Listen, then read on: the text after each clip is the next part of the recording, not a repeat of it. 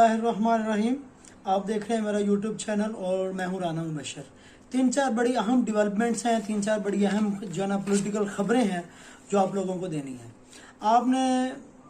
आप जो है ना एक चीज़ नोट फरमाएं कि भाई जो लोग ये कह रहे थे कि भाई शहबाज गिल भाग गया, अमेरिका चला गया, वो कभी नहीं आएगा, शहबाज गिल ने ये कर दिया, शहबाज गिल ने वो कर दिया।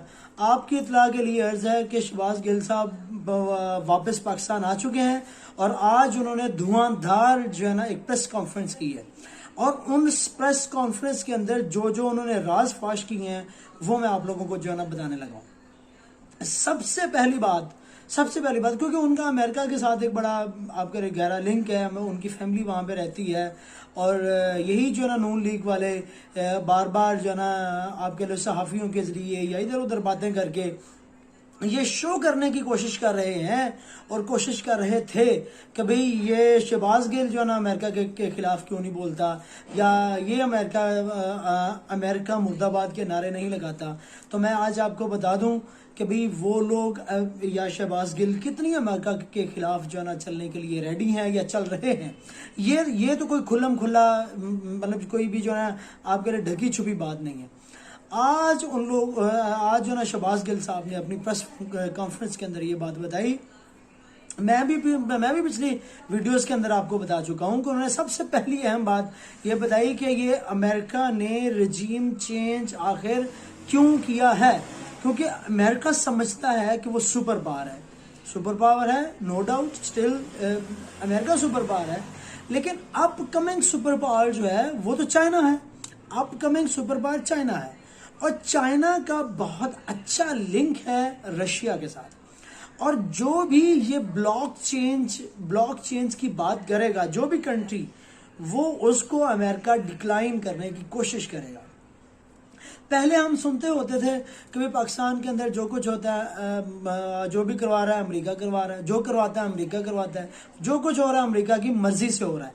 लेकिन इस जनरेशन ने, इस नस्ल ने, हम लोगों ने ये सब कुछ अपनी आंखों से होते हुए देखा कि भाई अमेरिका कैसे रजीम चेंज करता है, कैसे लोगों को खरीदता है और कैसे लोगों के अचानक ज़मीर जाग जाते हैं और अपनी हमदर्दियां बदल देते हैं। ये सब कुछ कैसे होता है, यह आज हम लोग अपनी आंखों से देख चुके हैं। सबसे पहली बात यह कि भाई उन्होंने अपनी उस वीडियो के अंदर बताया, प्रेस कॉन्फ्रेंस के अंदर बताया कि अमेरिका ने ये रजीम चेंज किया। बहुत और भी रीजंस हैं, लेकिन 2-4 जो जाहिरी रीजंस हैं वो हैं कि भाई पाकिस्तान 30% सस्ता पेट्रोल जो है ना लेने जा रहा था रशिया से, 30% सस्ता पेट्रोल। और दूसरी बात कि 30% सस्ती ट्रेड एवरी जो ना थिंग के अंदर, उसके बाद 30% गंदम जो है ना सस्ती लेने जा रहा। आप इमेजिन करेगा अगर कोई 100 रुपए की कोई चीज मिल रही है तो 30% सस्ती से मुराद क्या है कि वही चीज 70 रुपए की लेने जा रहा था।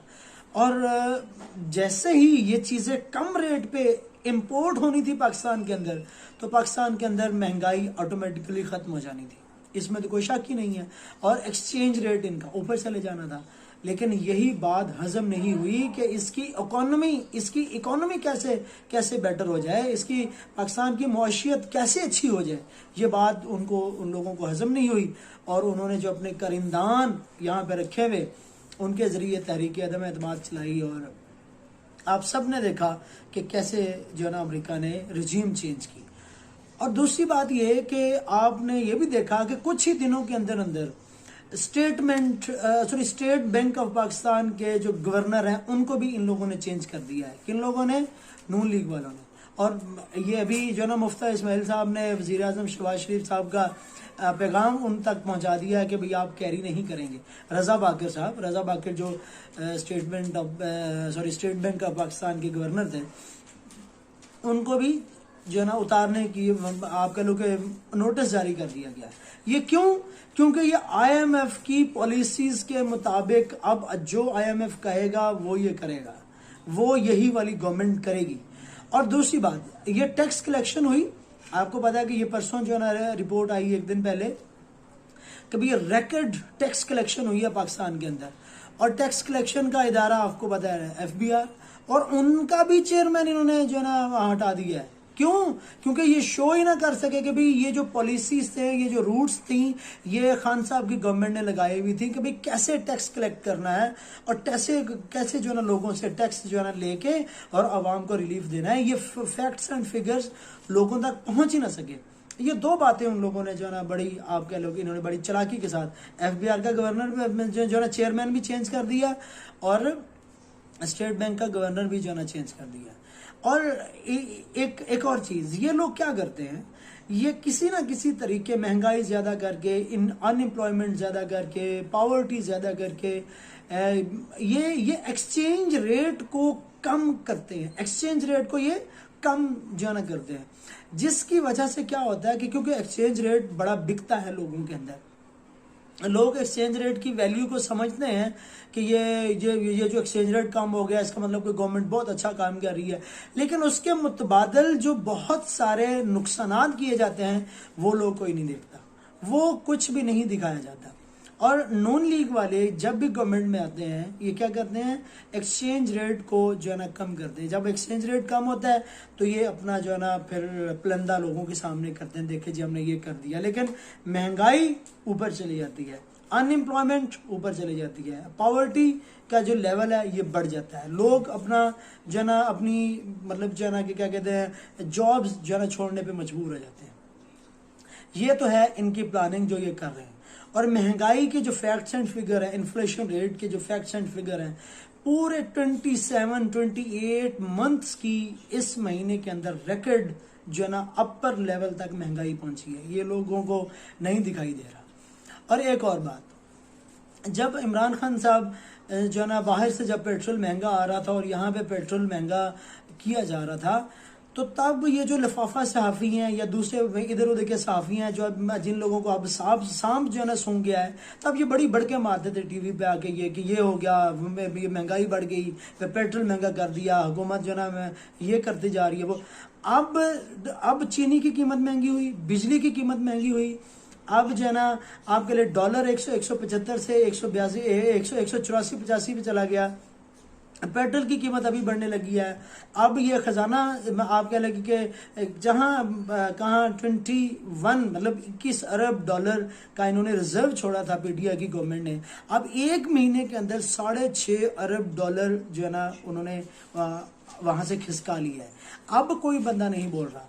अब ये सवाल ये है कि अब वही वाले लफाफा साफी जो हैं वो क्या मतलब उनको क्या हुआ, सांप सूंघ गया है, अब क्या वो अमीर हो गए हैं, लिफाफे मिल गए होंगे ना, अमीर हो गए हैं, या वो उनको गैरत नहीं रही उनमें, क्या बात है कि भाई वो लोग अब क्यों नहीं बोल रहे।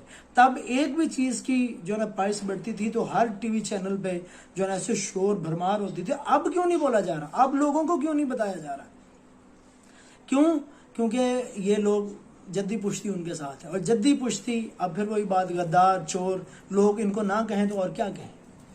ये तो थी गवर्नमेंट के हवाले से बातें। एक और बड़ी अहम बात है, बहुत अहम बात, the most important and the most crucial, वो ये कि DGISPR साहब ने कल ईद के दिन जो है ना एक ट्वीट किया, और उस ट्वीट में दिखाया गया कि जो आप कह लें कि कमर जावेद बाजवा साहब है, चीफ ऑफ आर्मी स्टाफ, ये कोटली में गए हैं और इन्होंने नमाज ईद जो है ये वहाँ के नौजवानों के साथ पढ़ी है, उनको गले मिले हैं, वहाँ के नौजवानों को सपोर्ट किया है कोटली में, और आप कह लो कि उनकी जो है ना जितने भी काम हैं वो कर रहे हैं, जो उनके मिशन है, जो ड्यूटी हैं, उनको जो है ना बड़ा अप्रिशिएट किया है। उस ट्वीट के नीचे असल जो मज़ेदार बात है, उस ट्वीट के नीचे 1,10,000 से ज़्यादा कमेंट्स हैं। मैं कमेंट्स की बात कर रहा हूँ, 1,10,000 मोर देन 1,10,000 कमेंट्स हैं। उन कमेंट्स में ज़्यादातर लोग क्या कह रहे हैं, ये वही बात कह रहे हैं कि जो कि मैंने अभी बात की कि हमने अपनी आंखों से रिजीम चेंज होते हुए देखा। लोग इसको डिप्लोमेटिक पॉलिसी अब नहीं कह रहे, लोग उनके खिलाफ बातें करना शुरू हो गए हैं। खिलाफ बातें इस सेंस में कर रहे हैं कि आपकी आंखों के सामने सब कुछ ये हुआ और आप खुद को न्यूट्रल कहते रहे, आपको न्यूट्रल नहीं होना चाहिए था। पाकिस्तान की इस टाइम जो कबीना है, कैबिनेट है, उसके अंदर आप कह लो कि 70% कैबिनेट जो ना आप कह लें कि उनके ऊपर केसेस चल रहे हैं मनी लॉन्ड्रिंग के और करप्शन के, और ये वो 70% जो ना आप कह लें कि जो वो केसेस शुदा जो लोग हैं वो पाकिस्तान की कैबिनेट के अंदर शामिल हैं। अब लोग इसको अब रिएक्शन दे रहे हैं, आर्मी को भी, चीफ ऑफ आर्मी स्टाफ को और पूरी की पूरी इस्टेब्लिशमेंट को, इस्टेब्लिशमेंट क्या होती है, उसको जो है ना जिम्मेदार ठहराना शुरू हो गए हैं कि आपकी आंखों के सामने ये सब कुछ हुआ और आपने खुद को न्यूट्रल रखा, और ये आपको न्यूट्रल नहीं रहना चाहिए था, न्यूट्रल नहीं रहना चाहिए था। और हमारा बदकिस्मती से हमारा दुश्मन यही चाहता है कि पाकिस्तान के अवाम और पाकिस्तान की फौज के दरमियान एक दरार जो है डाली जाए। पाकिस्तान की फौज और पाकिस्तान की अवाम के साथ, अवाम के दरमियान एक दरार डाली जाए, और वो दरार डालने में कामयाब हो रहे हैं। इस बात को नोटिफाई करना है पाकिस्तान के मुख्तदिर हलकों को। पाकिस्तान के मुख्तदिर हलकों को चाहिए कि इस बात को नोटिफाई करें और जितनी जल्दी हो सकता है इस बात का हल निकालें। हल एक ही बचता है, वो है जनरल इलेक्शंस। जितनी जल्दी इलेक्शंस हो सकते हैं करवाएं, ताकि सब लोगों के दिलों में जो आग भड़क रही है, लोगों के दिलों में जो इनके खिलाफ नफरत है गवर्नमेंट के खिलाफ, वो वोटिंग के जरिए निकले और नया वजीर आजम जो भी मुंतखब होता है, चाहे वो पीपल्स पार्टी का हो, नून लीग का हो, फजल रहमान की पार्टी का हो, चाहे पाकिस्तान तहरीक इंसाफ का हो, जो भी वोटिंग जीतते हैं वो आके वजीर आजम बना लें।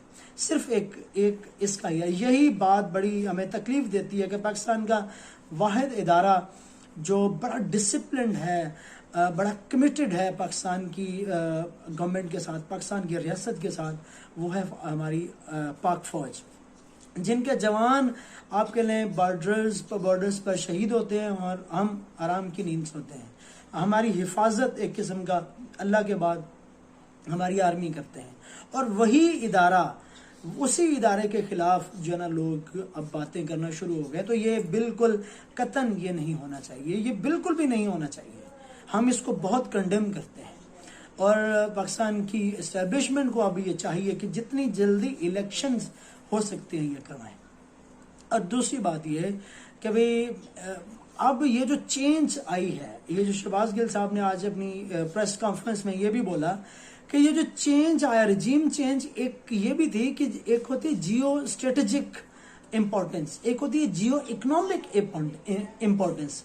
पाकिस्तान जियो इकोनॉमिक इम्पोर्टेंस के तहत या जियो इकोनॉमिक इम्पोर्टेंस के तहत अपनी जो है ना आप कह लो कि एक आज़ाद फॉरेन पॉलिसी लेके आना चाह रहा था, जिसको लोगों ने, ये स्टेक होल्डर्स ने, जो बाहर के स्टेक होल्डर्स हैं, उन्होंने कबूल नहीं किया, और जो कुछ हुआ वो सब आपके सामने है। और दूसरी बात ये है, अब किरदार कुशी होगी, इमरान खान साहब की किरदार कुशी होगी, और ये सब कुछ कौन करेंगे? ये नून लीग वाले। इनकी एक ये आदत रही है किरदार कुशी करना। मैं पिछली वीडियो में भी मैंने बताया, अब भी मैं आपको बता रहा हूँ कि जब बेनज़ीर की इन्होंने बड़ी, अब कह लो कि मेरे पास अल्फाज भी नहीं है, उनके बारे में बड़ी फहश जो है ना वो पिक्चर्स और लिखे और ऊपर वर्ड्स को ऐसे लिखे गए बड़े फहश किस्म के बेनज़ीर भुट्टो साहिबा के बारे में, और वो हेलीकॉप्टर के जरिए लोगों के अंदर जो है ना फेंके गए। ये क्या था?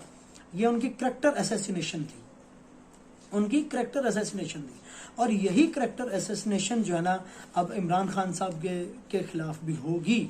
और ये जो मुबैना वीडियोस और ऑडियोस की बातें हो रही हैं, मेरे ख्याल के मुताबिक जब इन नून लीग वालों के पास बड़ा सख्त टाइम था, जब इनके ऊपर जो है ना करप्शन के केसेस चल रहे थे, ये तब इनको वो ऑडियोज और वीडियोस लेके आना चाहिए थी।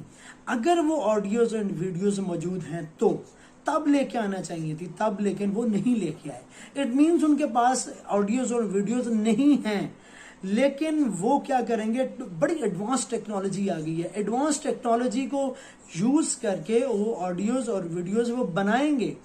वो क्या करेंगे, जाली फेक ऑडियोज और वीडियोस बनाएंगे, और वो पब्लिक के अंदर जो ना वो आप कह लोगे इंस्टॉल करेंगे और पब्लिक सोचेगी कि लो जी खान साहब ऐसे हैं, खान साहब का करैक्टर ऐसा है, तो मतलब वो ये कोशिश करेंगे। लेकिन आप मुझे ये बताएं कि जो बंदा अपनी जान से नहीं डरता, जो खान साहब अपनी मौत से नहीं डरते, वो इनकी घटिया ऑडियोज और वीडियो से डरने वाले हैं?